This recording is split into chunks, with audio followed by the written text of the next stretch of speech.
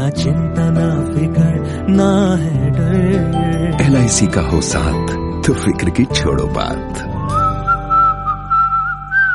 आज इस वीडियो में आप सभी को LIC आनंदा के बारे में बताने वाला हूँ। LIC आनंदा एक ऑनलाइन फैसिलिटी है जिससे LIC एजेंट अपने कस्टमर की पॉलिसीज ऑनलाइन कर सकते हैं। आज इस वीडियो में मैं आपको बताने वाला हूँ कि आप LIC आनंदा से ऑनलाइन पॉलिसी कैसे कर सकते हैं। इसके साथ साथ मैं आपको बताने वाला हूँ इसकी क्या क्या लिमिटेशन है, कौन कौन से एजेंट LIC पॉलिसी ऑनलाइन कर पाएंगे, कितने सम एश्योर्ड तक की आप पॉलिसी इस पे कर सकते हैं, या फिर आपको इस पे पेमेंट कैसे करनी है, क्या क्या प्रोसेस आपको ऑनलाइन करनी है, क्या क्या प्रोसेस आपको ऑफलाइन करनी है, और फाइनली आपको पॉलिसी नंबर कैसे मिलेगा। ये सभी डिटेल्स आज हम इस वीडियो में जानने वाले हैं। हो सकता है एक बार में आपको पूरा प्रोसेस समझ ना आए, अगर आप 2-3 बार ये वीडियो देखेंगे तो आपको जरूर ऑनलाइन पॉलिसी करनी आ जाएगी। तो सबसे पहले बात करते हैं रिक्वायरमेंट्स की। इस फैसिलिटी को यूज करने के लिए एक एजेंट के पास LIC एजेंट ऐप का यूजर नेम और पासवर्ड होना जरूरी है। अगर आपने अभी तक एजेंट ऐप का यूजर नेम और पासवर्ड नहीं लिया है तो जरूरी है कि सबसे पहले आप यूजर नेम और पासवर्ड लें, क्योंकि उस यूजर नेम और पासवर्ड का यूज करके ही LIC आनंदा पर लॉगिन कर पाएंगे। LIC आनंदा पर अलग से कोई भी रजिस्ट्रेशन आपको नहीं करना होगा। उसके बाद एक LIC एजेंट के पास आधार कार्ड होना जरूरी है, और उसी के साथ साथ ये भी जरूरी है कि जो आधार कार्ड है उससे आपका मोबाइल नंबर लिंक हो। अगर आपका मोबाइल नंबर आधार कार्ड से लिंक नहीं है तो आपको पहले आधार कार्ड से अपना मोबाइल नंबर लिंक कराना होगा, तभी आप इस फैसिलिटी का बेनिफिट ले पाएंगे। तो यहाँ पर जिस भी कस्टमर की आप पॉलिसी करना चाहते हैं उसके पास आधार कार्ड होना चाहिए। इसी के साथ साथ जो उनका आधार कार्ड है उससे मोबाइल नंबर भी लिंक होना चाहिए। अगर उनका मोबाइल नंबर उनके आधार से लिंक नहीं है तो उनकी पॉलिसी आप नहीं कर पाएगी। जब उनके आधार से उनका मोबाइल नंबर लिंक हो जाएगा तभी आप यहाँ पे उनकी पॉलिसी कर पाएंगे। यहाँ पर आधार को मोबाइल नंबर से लिंक होना जरूरी इसीलिए है क्योंकि यहाँ पर पॉलिसी जो फॉर्म है उस पर ई साइन लिए जाते हैं, और ई साइन के लिए जो भी आधार से मोबाइल नंबर लिंक है उस पर एक OTP सेंड किया जाता है। उस OTP की मदद से ही ई साइन किए जाते हैं। आइए अब बात करते हैं कि आनंदा की लिमिटेशन क्या क्या है और इसकी क्या क्या कंडीशंस हैं। तो सबसे पहले यहाँ पर आप नॉन मेडिकल इंश्योरेंस ही कर पाएंगे, यानी कि जिस भी पॉलिसी में मेडिकल की जरूरत नहीं है सिर्फ और सिर्फ वही पॉलिसी आप इस आनंदा पोर्टल से कर पाएंगे। उसके अलावा जिनमें मेडिकल की जरूरत है वो पॉलिसी आपको ऑफलाइन ही करनी होगी। उसके बाद यहाँ पे मैक्सिमम प्रीमियम आप 50,000 रुपए तक का कर सकते हैं। अगर आपकी पॉलिसी का प्रीमियम 50,000 रुपए से ज्यादा का है तो आप आनंदा से उस पॉलिसी को नहीं कर पाएंगे। तो आपको ये याद रखना है कि 50,000 रुपए तक का प्रीमियम है तो ही आप आनंदा की फैसिलिटी को यूज कर पाएंगे। उसके बाद यहाँ से आप यूलिप प्लान की पॉलिसीज नहीं कर सकते हैं। अगर आप यूलिप प्लान की पॉलिसीज करना चाहते हैं तो उसके लिए आपको ऑफलाइन प्रोसीजर करना होगा। ऑनलाइन आप आनंदा की मदद से यूलिप प्लान नहीं कर पाएंगे। तो उसके बाद यहाँ पे आपको एक बात याद रखनी है कि यहाँ पर जो भी नॉमिनी है वो माइनर नहीं होना चाहिए, यानी कि जो भी आपका नॉमिनी है पॉलिसी में उसकी उम्र 18 साल से ज़्यादा की होनी चाहिए। अगर आपको नॉमिनी 18 साल से कम की उम्र के व्यक्ति को बनाना है तो भी आप ऑनलाइन आनंदा से पॉलिसी नहीं कर पाएंगे। उसके बाद कुछ पॉलिसी ऐसी है जिसमें आपको DO ऑफिसर के MHR की ज़रूरत होती है। तो जिन भी पॉलिसी में DO के MHR की ज़रूरत होती है वो पॉलिसी भी आप LIC आनंदा से नहीं कर पाएंगे। उसके बाद जिन भी पॉलिसी में आप नैच कराना चाहते हैं वो भी पॉलिसी आप ऑनलाइन नहीं कर पाएंगे। तो नैच मोड के अलावा जो भी मोड है वो पॉलिसी आप ऑनलाइन कर पाएंगे, जैसे कि क्वार्टरली, ईयरली, हाफ ईयरली, वो पॉलिसी आप ऑनलाइन कर सकते हैं। उसके बाद यहाँ पर आप सिर्फ और सिर्फ मेजर लाइफ की पॉलिसी कर सकते हैं, यानी कि जो भी 18 साल से ज़्यादा का व्यक्ति है उसकी इंश्योरेंस पॉलिसी ही आप LIC आनंदा से कर पाएंगे। उसके बाद यहाँ पर आप पॉलिसी बैकडेट नहीं कर सकते हैं। अगर आप बैकडेट पॉलिसी करना चाहते हैं तो आपको ऑफलाइन पॉलिसी करनी होगी। ऑनलाइन LIC आनंदा में अभी बैकडेट करने का ऑप्शन नहीं है। उसके बाद जैसे कि मैंने आपको पहले भी बताया, आधार कार्ड से आपका मोबाइल नंबर लिंक इसमें जरूरी होना चाहिए, तभी आप यहाँ पे आगे प्रोसेस कर पाएंगे। तो आइए अब जान लेते हैं कि कौन कौन से एजेंट्स हैं जो LIC आनंदा की मदद से पॉलिसी ऑनलाइन कर सकते हैं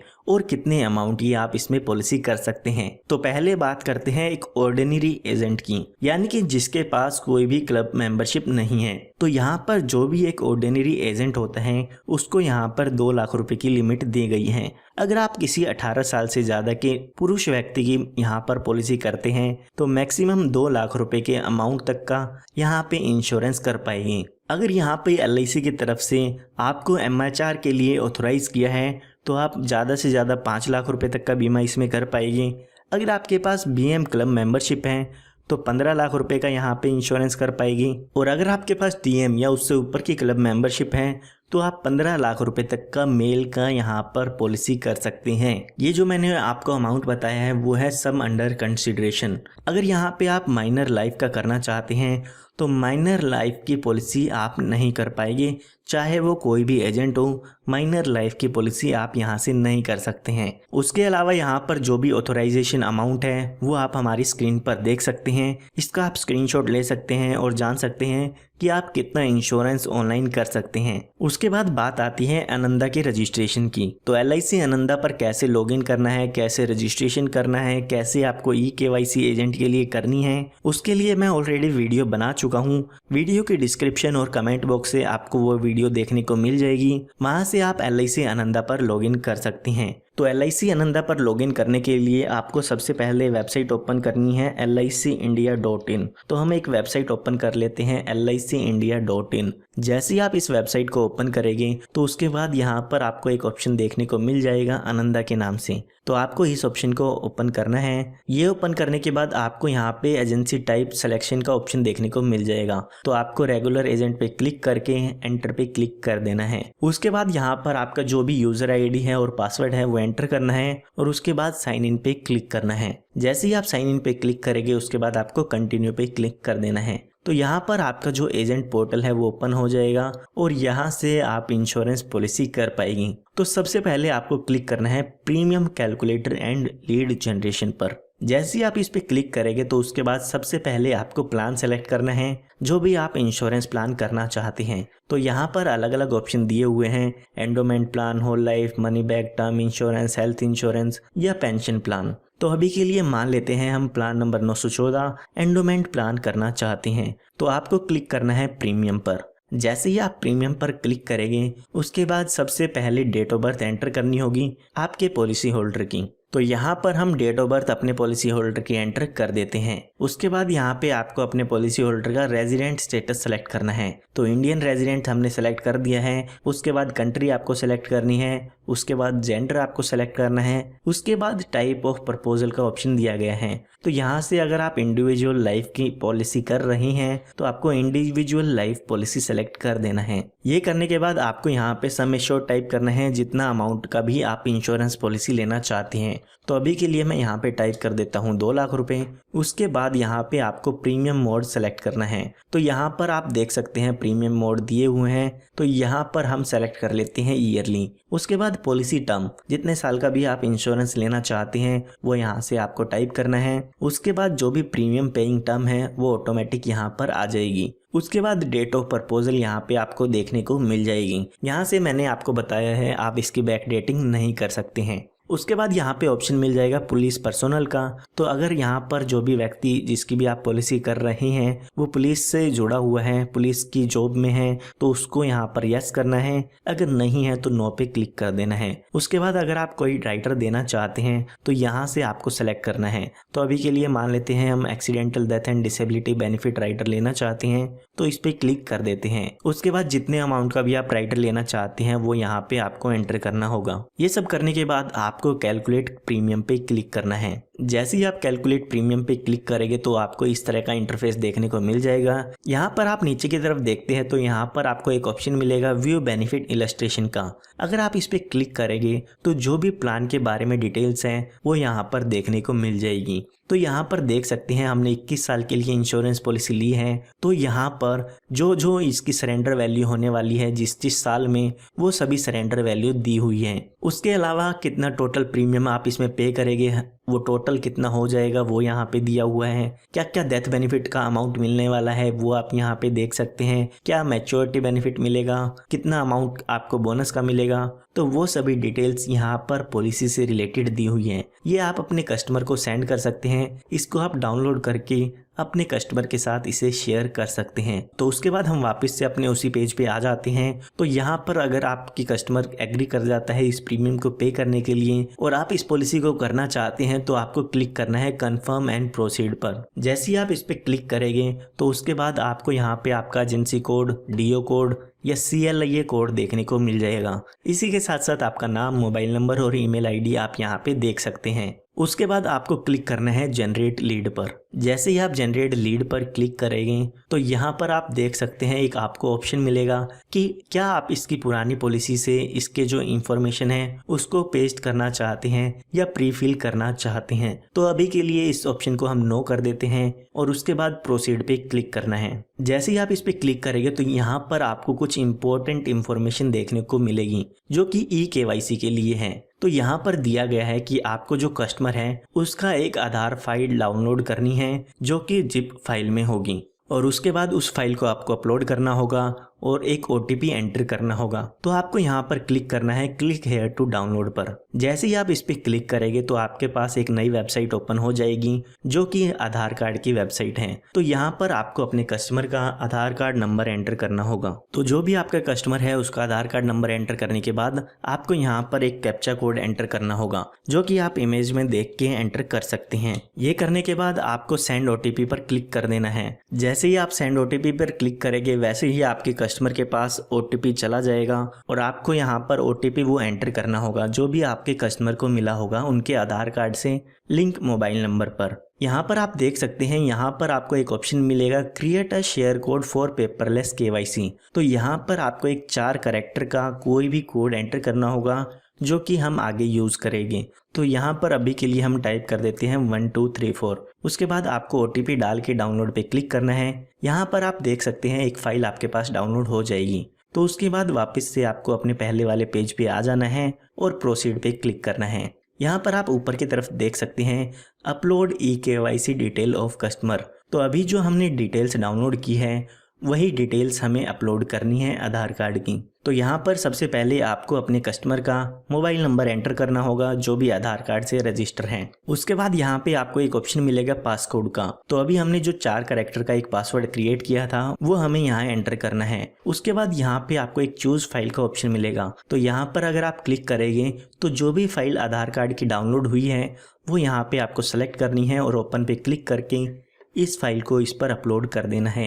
ये हम प्रोसेस eKYC के लिए कर रहे हैं ताकि जो कस्टमर की डिटेल्स है वो यहाँ पर आ जाए। उसके बाद आपको कंटिन्यू पे क्लिक करना है। जैसे ही आप कंटिन्यू पे क्लिक करेंगे तो उसके बाद एक OTP आपको एंटर करना होगा जो कि कस्टमर के मोबाइल नंबर पर LIC की तरफ से सेंड किया जाता है। ये OTP आपको आपके कस्टमर से ले लेना है और उसके बाद कंटिन्यू पर क्लिक करना है। जैसे ही आप इस पर क्लिक करेंगे तो आप देख पाएंगे कि जो आपकी कस्टमर की डिटेल्स हैं जो भी उसके आधार कार्ड पे मेंशन है वो आपको यहाँ पर देखने को मिल जाएगी। इसी के साथ साथ जो आपकी कस्टमर की फोटो है वो भी यहाँ पर आपको देखने को मिल जाती है। उसके बाद आपको कंटिन्यू पर क्लिक करना है। जैसे ही आप कंटिन्यू पर क्लिक करेंगे तो उसके बाद आपको कुछ इस तरह का इंटरफेस देखने को मिल जाएगा जो कि एक फॉर्म है और ये फॉर्म बिल्कुल वैसा ही है जैसा आप फॉर्म नंबर 300 फिल करते हैं। तो यहाँ पर देख सकते हैं नाम जो भी है, लास्ट नेम है, एड्रेस है, वो ऑटोमेटिक यहाँ पर फिल हो जाएगा। तो उसके बाद आपको सबसे पहले फादर नेम एंटर करना है। जो भी पॉलिसी होल्डर है उसके फादर नेम आपको यहाँ पर एंटर करना होगा।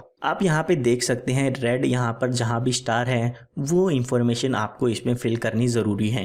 यहाँ पर एक ऑप्शन है CKYC नंबर, तो ये कंपलसरी नहीं है, तो इसे आप अभी के लिए ब्लैंक छोड़ सकते हैं। उसके बाद आपको मदर नेम एंटर करना होगा। मदर नेम एंटर करने के बाद आप यहाँ पे इस एड्रेस को सेम एज रेजिडेंशियल एड्रेस कर सकते हैं। अगर रेजिडेंशियल एड्रेस और कम्युनिकेशन एड्रेस सेम नहीं है तो इस पे यहाँ पर आप अलग भी एंटर कर सकते हैं। उसके बाद अगर आप ईमेल आईडी एंटर करना चाहते हैं तो ईमेल आईडी यहाँ पर एंटर कर पाएंगे। ये एंटर करने के बाद आपको क्लिक करना है सेव एंड प्रोसीड पे। जैसे ही आप इस पे क्लिक करेंगे तो उसके बाद आपको अलग इंफॉर्मेशन फिल करनी होगी। तो यहाँ पर आप देख सकते हैं यहाँ पर अब बेसिक इंफॉर्मेशन आपको फिल करनी है।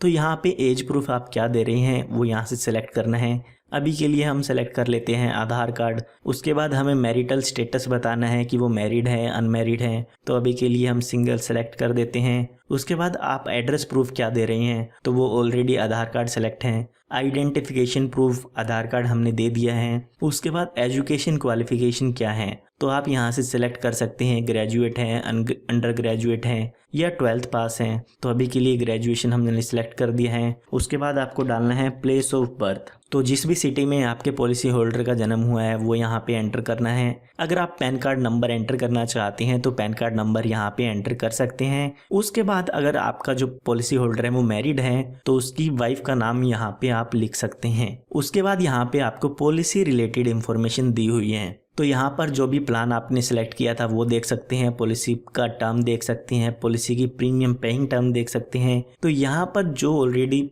आप डिटेल्स फिल कर चुके हैं वही आपको देखने को मिलेगी। तो उसके बाद आपको क्लिक करना है सेव एंड प्रोसीड पर। जैसे ही आप इस पर क्लिक करेंगे तो उसके बाद आपको ऑक्यूपेशन डिटेल्स फिल करनी होगी, यानी कि जो आपका पॉलिसी होल्डर है वो क्या काम करता है। तो यहाँ पर आप देख सकते हैं जो भी डिटेल्स हैं यहाँ पर आप सेलेक्ट कर सकते हैं। सबसे पहले आपको ऑक्यूपेशन उनका सेलेक्ट करना है कि वो क्या काम करते हैं। तो यहाँ से अभी के लिए हम बिजनेस सेलेक्ट कर देते हैं।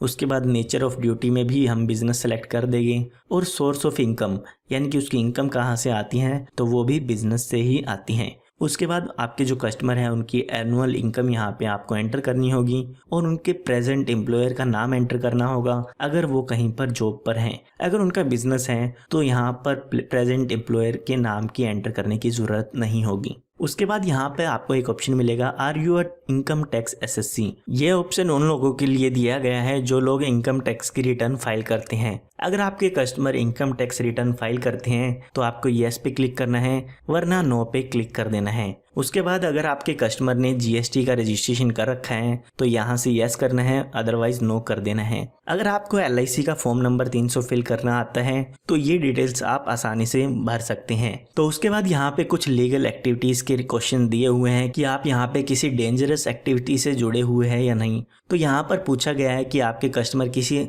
डेंजरस एक्टिविटीज का काम तो नहीं कर रहे हैं, तो इन ऑप्शंस पर आपको नो कर देना है अगर आपके कस्टमर किसी भी डेंजरस एक्टिविटी से जुड़े नहीं हैं। उसके बाद यहाँ पे पूछा गया है कि आपके जो कस्टमर है वो पॉलिटिकल एक्सपोज पर्सन तो नहीं है। उसके बाद पूछा गया है कि आपके जो कस्टमर है उस पर किसी भी तरह का कोई क्रिमिनल चार्ज तो नहीं है। तो इन ऑप्शन पर आपको नो करके सेव एंड प्रोसीड पे क्लिक कर देना है। ये सब करने के बाद आपको यहाँ पे एडिशनल इन्फॉर्मेशन सबमिट करनी होगी। सबसे पहले आपको बताना है कि ऑब्जेक्टिव क्या है आपका इंश्योरेंस का। तो यहाँ पर आप सेलेक्ट कर सकते हैं रिस्क कवरेज एंड सेविंग। यहाँ पे इनकम प्रूफ पूछा गया है अगर आप इसमें कोई सबमिट करते हैं तो नो इनकम प्रूफ सबमिटेड यहाँ पे हम सेलेक्ट कर देते हैं क्योंकि हमने यहाँ पर कोई भी इनकम प्रूफ सबमिट नहीं किया है। उसके बाद अगर आपके इनकम टैक्स एसएससी है जो भी आपके कस्टमर हैं तो उनको यहाँ पे आपको टैक्स ब्रैकेट बताना होगा कि कौन सा टैक्स ब्रैकेट उनका है। यहाँ पर अभी के लिए हम नील कर देते हैं। तो उसके बाद आप देख सकते हैं यहाँ पर किसी पर भी रेड टिक नहीं दिया हुआ है, यानी कि ये फील्ड कंपल्सरी नहीं है, तो इसको आप ब्लैंक भी छोड़ सकते हैं। तो यहाँ पर अभी हम इनकम डाल देते हैं जो भी हमने इनकम एंटर की थी 5 लाख रुपए की जो कि टोटल इनकम थी। उसके बाद सेव एंड प्रोसीड पे क्लिक कर देना है। तो आप यहाँ पे देख सकते हैं यहाँ पे आपकी प्रीवियस इंश्योरेंस डिटेल्स पूछी गई हैं। तो यहाँ पर लिखा गया है do you of the following question regarding current proposal और प्रीवियस पॉलिसीज एप्लीकेबल। तो यहाँ पर आपको इन क्वेश्चंस का आंसर करना है। सबसे पहले आपको इनको पढ़ना है। यहाँ पर पूछा गया है कि आपके पिछले कुछ टाइम में क्या आपके कस्टमर की पॉलिसी कोई रिवाइव हुई है या आपकी कोई पॉलिसी ऐसी है जो बंद हो चुकी है, या इसके साथ साथ क्या अपने बच्चों का भी इंश्योरेंस कर रहे हैं। तो वो सभी डिटेल्स यहाँ पे पूछी गई है कि आपका कोई प्लान बंद तो नहीं हुआ है, या कई बार ऐसा होता है कि एक्स्ट्रा प्रीमियम पर पॉलिसी एक्सेप्ट की जाती हैं तो उनके लिए यहाँ पर नो सेलेक्ट कर देना है। ये सभी क्वेश्चंस आपके फॉर्म नंबर 300 में भी होते हैं। उसके बाद आपको सेव एंड प्रोसीड पे क्लिक करना है। उसके बाद यहाँ पे फैमिली डिटेल्स एंटर करनी होगी जिसकी भी आप पॉलिसी कर रहे हैं। आप यहाँ पे देख सकते हैं फादर और मदर की डिटेल्स कंपलसरी यहाँ पर आपको एंटर करनी होगी। तो यहाँ पर सबसे पहले रिलेशनशिप सिलेक्ट करना है, फादर हम सेलेक्ट कर देते हैं। उसके बाद एज यहाँ पे एंटर करनी है और अगर वो जीवित हैं तो उनको यहाँ पे आपको बताना होगा गुड है उनकी हेल्थ कंडीशन या सही नहीं है। तो अभी के लिए गुड पे क्लिक करना है और उसके बाद सेव पे क्लिक कर देना है। जैसे ही आप सेव पे क्लिक करेंगे नीचे की तरफ आपको उनकी इंफॉर्मेशन देखने को मिल जाएगी। अभी के लिए मान लेते हैं जो आपके क्लाइंट है उनकी मदर एक्सपायर हो चुकी हैं, तो यहाँ पर डेड का ऑप्शन दिया गया है। यहाँ से आपको उनकी डिटेल्स एंटर करनी होगी। तो रिलेशनशिप मदर सेलेक्ट करके एज एट डेथ बतानी है, जब उनकी डेथ हुई थी तो उनकी एज कितनी थी वो एंटर करके उसके बाद यहाँ पे आपको बताना है कॉज ऑफ डेथ, मृत्यु किस कारण से हुई थी। ये सब एंटर करने के बाद आपको सेव पे क्लिक करना है। जो आप फैमिली डिटेल यहाँ पे एंटर करना चाहते हैं वो डिटेल्स यहाँ पर आप एंटर कर सकते हैं। अगर आप अपने क्लाइंट के बच्चों को, डॉटर को, ब्रदर, सिस्टर जो भी डिटेल्स एंटर करना चाहते हैं वो यहाँ से कर पाएंगे। उसके बाद जब ये डिटेल्स आप ऐड कर देते हैं उसके बाद यहाँ फैमिली हिस्ट्री में ये डिटेल्स चेक कर पाएंगे और आपको सेव एंड प्रोसीड पे क्लिक करना है।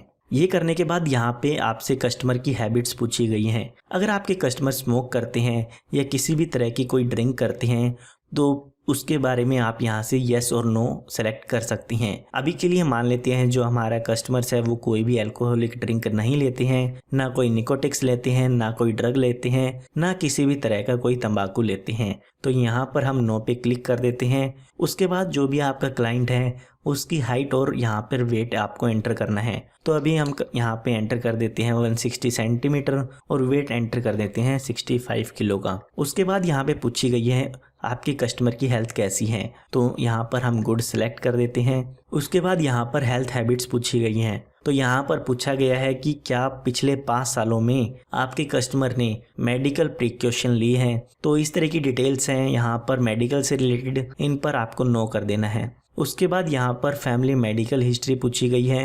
अगर उनकी फैमिली में किसी को एड्स है, HIV है या किसी भी तरह की बीमारी है तो उसके लिए यहाँ पर ऑप्शन दिया गया है। यहाँ पर भी आपको नो पे क्लिक कर देना है अगर उनकी फैमिली में कोई भी बीमारी नहीं है। उसके बाद यहाँ पे मेडिकल हिस्ट्री पूछी गई है आपके कस्टमर्स की। तो यहाँ पर काफ़ी चीज़ें दी हुई है जो भी मेडिकल से रिलेटेड हैं। इनमें से कोई भी बीमारी अगर आपके कस्टमर को है तो आपको यस करके उनको सेलेक्ट कर लेना है। तो अभी के लिए हम क्लिक कर देते हैं नो पर।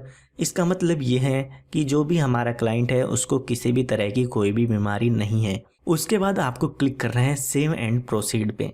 जैसे ही आप इस पे क्लिक करेंगे तो आपको यहाँ पे 2 ऑप्शन पूछे गए हैं कि क्या मैच्योरिटी पर आप इसके सेटलमेंट ऑप्शन को चूज करना चाहेंगे और डेथ बेनिफिट को इंस्टॉलमेंट में लेना चाहेंगे। तो जिन लोगों को नहीं पता है वो एक वीडियो देख सकते हैं इस पर। मैं इसके लिए एक डिटेल वीडियो बना चुका हूं जिसमें आप सेटलमेंट ऑप्शन और डेथ बेनिफिट इन इंस्टॉलमेंट का ऑप्शन जान सकते हैं। तो अभी के लिए इन दोनों को हम नो कर देते हैं और सेव एंड प्रोसीड पे क्लिक करते हैं। उसके बाद यहाँ पर आपको बैंक अकाउंट डिटेल्स एंटर करनी होगी। सबसे पहले IFSC कोड, उसके बाद अकाउंट नंबर आपको एंटर करना होगा। ये एंटर करने के बाद आप देख सकते हैं बैंक नेम, ब्रांच नेम और बैंक एड्रेस ऑटोमेटिक इसमें आ जाएगा। ये एंटर करने के बाद आपको नॉमिनी की डिटेल्स एंटर करनी होगी जो भी आप अपनी पॉलिसी में बनाना चाहते हैं। मैक्सिमम 3 नॉमिनी आप इसमें कर सकते हैं। तो यहाँ पर आपको नॉमिनी का नाम डालना होगा, जो भी आपके क्लाइंट है उनसे उनका क्या रिलेशन है वो आपको यहाँ पे सेलेक्ट करना होगा। उसके बाद नॉमिनी की एज एंटर करनी होगी और कितना % यहाँ पे अपने नॉमिनी को बनाना चाहते हैं। अगर आप 2 नॉमिनी बनाना चाहते हैं तो 50-50% शेयर आप इसमें दे सकते हैं। उसके बाद नॉमिनी का एड्रेस यहाँ पे आपको एंटर करना होगा। अभी के लिए हम लास्ट एड्रेस ले लेते हैं जो हमने इसमें एंटर किया था पॉलिसी होल्डर का। तो उसके लिए यहाँ पर आपको टिक करना होगा। उसके बाद आपको सेव एंड प्रोसीड पे क्लिक करना है। जैसे ही आप इस पे क्लिक करेंगे तो आप देख सकते हैं कोरोना वायरस क्वेश्चनरी आपके सामने आ जाएगी। तो अगर आप ऑफलाइन पॉलिसी करते हैं तो भी आपको एक form number 300, corona virus questionnaire और एक एजेंट रिपोर्ट सबमिट करनी होती है। तो हमने फॉर्म नंबर 300 फिल कर दिया है। अब हमें कोरोना वायरस क्वेश्चनरी फिल करनी है। तो यहाँ पर जैसे भी आप फिल करते हैं वैसे आप इन फॉर्म को फिल कर सकते हैं। तो यहाँ पर नो हम इनके पर कर देते हैं। तो इन क्वेश्चंस को रीड करके हम सभी पर नो सेलेक्ट कर देते हैं। उसके बाद सेव एंड प्रोसीड पे क्लिक करना होगा। जैसे ही आप सेव एंड प्रोसीड पर क्लिक करेंगे उसके बाद यहाँ पर आपको एक डिक्लेरेशन का ऑप्शन मिल जाएगा। उसके बाद यहाँ पे आप नीचे की तरफ देखते हैं तो यहाँ पर आपको आई एग्री का ऑप्शन देखने को मिल जाएगा। तो यहाँ पर आपको आई एग्री पे क्लिक कर देना है। जैसे ही आप आई एग्री पे क्लिक करेंगे तो आप देख सकते हैं एजेंट रिपोर्ट यहाँ पे आपको फिल करनी होगी। इसमें ऑटोमेटिक आपका agent code, DO code, club membership, नाम, नंबर, वो सभी डिटेल्स यहाँ पर आ जाएगी। तो यहाँ पर आप देख सकते हैं इन डिटेल्स को आपको फिल करना होगा। तो यहाँ पर सबसे पहले पूछा गया है कि आप प्रपोजर को कितने साल से जानते हैं, यानी कि जिनकी भी पॉलिसी आप कर रहे हैं उनको कितने साल से जानते हैं, वो यहाँ पर आपको एंटर करना होगा। उसके बाद यहाँ पर क्या आप उनसे रिलेटेड हैं वो आपको यहाँ पर एंटर करना होगा। उसके बाद उनकी क्वालिफिकेशन आपको एंटर करनी होगी कि वो कितना पढ़े लिखे हैं। उसके बाद यहाँ पर पूछा गया है कि क्या वो पॉलिटिकल एक्सपोज पर्सन है, तो यहाँ पर नो कर देना है। उसके बाद नीचे की तरफ आते हैं तो यहाँ पर उनकी यहाँ पर इनकम डिटेल्स देनी है जो भी आपने फॉर्म नंबर 300 में एंटर की थी। उसके बाद यहाँ पे पूछा गया है कि क्या यहाँ पे आपने इनकम प्रूफ चेक कर लिया है, तो यस कर देना है। तो उसके बाद यहाँ पे पूछा गया है कि जो सैलरी शीट है वो सर्टिफिकेट इशू बाय एम्प्लॉयर है, तो यहाँ पर यस कर देना है। तो उसके बाद यहाँ पे कुछ बेसिक क्वेश्चन पूछे गए हैं जो कि एजेंट रिपोर्ट में पूछे जाते हैं। तो यहाँ पर आप देख सकते हैं इस तरह से आपने इन क्वेश्चंस को रीड करना है और उनकी इंफॉर्मेशन को फिल कर देना है। तो यहाँ पर ये सभी डिटेल्स फिल करने के बाद आपको नीचे की तरफ आना है और सेव एंड प्रोसीड पे क्लिक करना है। उसके बाद यहाँ पे आप देख सकते हैं एक प्रपोजल जनरेट हो जाएगा। तो अगर आप व्यू पीडीएफ पे क्लिक करते हैं तो जो भी आपने फॉर्म फिल किए हैं वो डिटेल्स यहाँ पर आप चेक कर पाएंगे।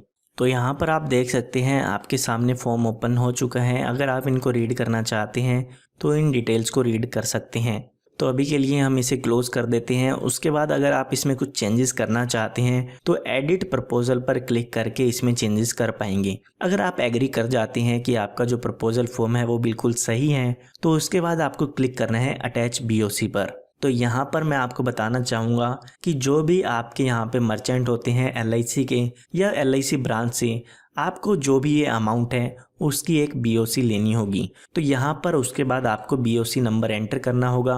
उसके बाद बीओसी की डेट यहाँ से आपको एंटर करनी होगी और उसके बाद जो भी बीओसी का अमाउंट है वो आपको यहाँ पर एंटर करना होगा। ये जब आप अमाउंट एंटर कर देते हैं उसके बाद आपको प्रोसीड पर क्लिक करना है। जैसे ही आप सही बीओसी नंबर एंटर करेंगे तो यहाँ पर जो भी पॉलिसी की डिटेल्स हैं वो सबमिट हो जाती हैं। उसके बाद आपके कस्टमर को एक मेल मिलती है और एक एसएमएस मिलता है। आपके कस्टमर को एक इस तरह की ईमेल देखने को मिल जाएगी। वहाँ पर आपके कस्टमर को क्लिक करना है क्लिक टू व्यू प्रपोजल पर। जो भी आपका कस्टमर है उसको यहाँ पर देखना होगा कि जो आपने प्रपोजल फॉर्म एंटर किया है वो सही है या नहीं है। तो आपका जो भी कस्टमर है उसको यहाँ पर व्यू पीडीएफ का ऑप्शन देखने को मिल जाएगा। व्यू पीडीएफ पे क्लिक करके आपका जो भी कस्टमर है वो प्रपोजल फॉर्म की डिटेल्स देख सकते हैं। उसके बाद अगर वो कोई चेंजेस करना चाहते हैं तो एडिट के बटन पे क्लिक करके वो उसमें चेंजेस भी कर सकते हैं। अगर आपके कस्टमर को डिटेल सही लगती हैं तो उनको उस पर क्लिक करना है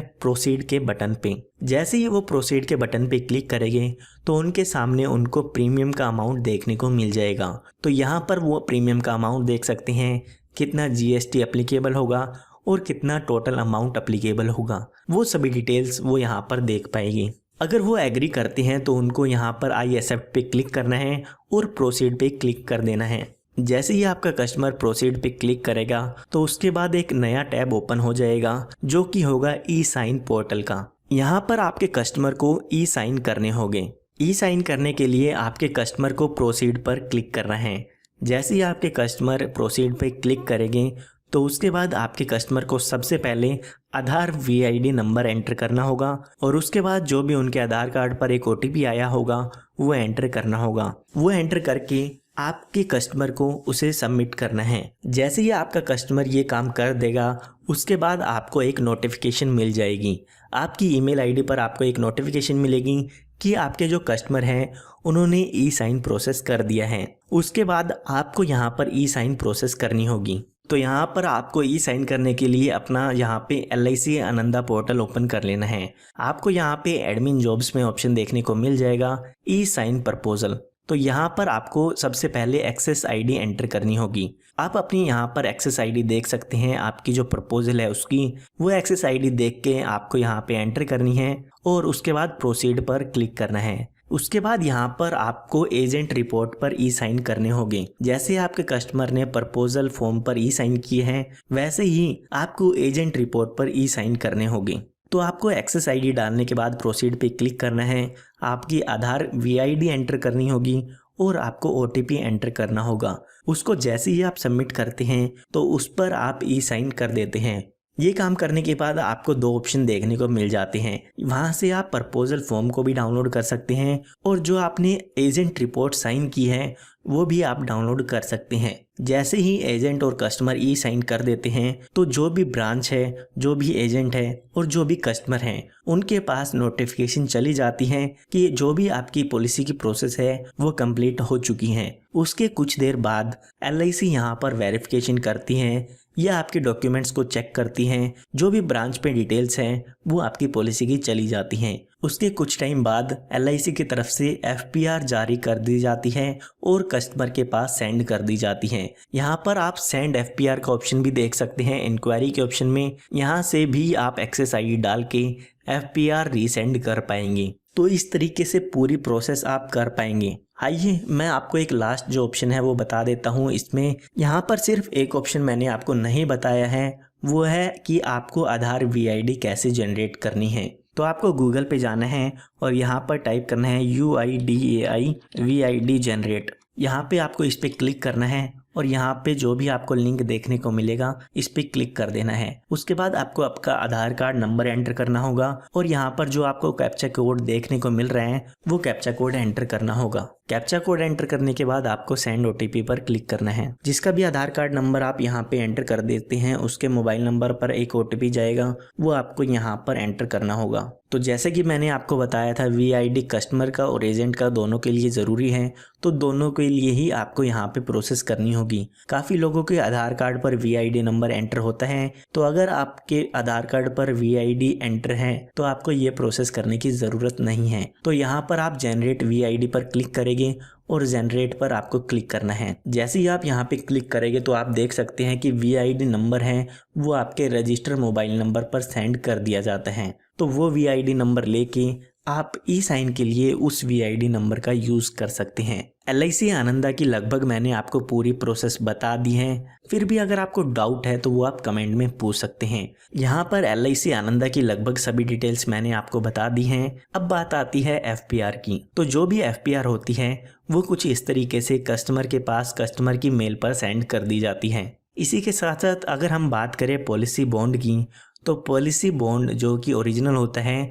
वो आपको LIC ब्रांच से कलेक्ट करके अपने कस्टमर को देना होगा, या आपके कस्टमर भी LIC ब्रांच से बॉन्ड को कलेक्ट कर सकते हैं। हो सकता है एक बार आपको ये प्रोसेस मुश्किल लगे, लेकिन अगर आप इस प्रोसेस को समझ जाते हैं तो आपके लिए ये काम करना काफ़ी आसान हो जाएगा।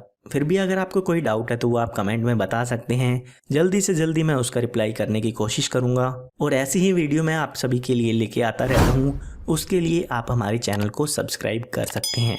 धन्यवाद।